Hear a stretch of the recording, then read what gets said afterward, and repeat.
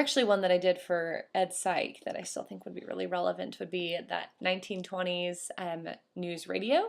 And that's where they can investigate their own information about an event in the 1920s, and then they can do a radio broadcast about it. And since the broadcasting part will be a little more challenging because we'll need props and sound effects, they can do that in class. But they can do their own research at home, and I can actually even provide resources for them so that even if they don't have internet access, they would be able to use those resources to do their own research and then come to class with ideas on how they can, or even a script that they can use for a news project. And I think this would be the best. There's a lot of history projects that require just research, and I want my students to be investigating more than,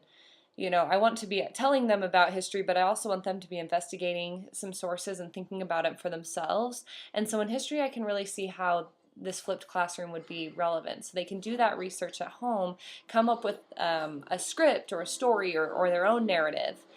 and then they can come to class and I can help them put those pieces together and help them to understand, okay, from what you researched, now how can we make this into something that people will want to read, or that it will make sense, or that people will want to see or listen to,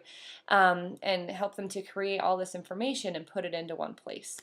So I think there's a lot of places where you can use flipped classrooms in history.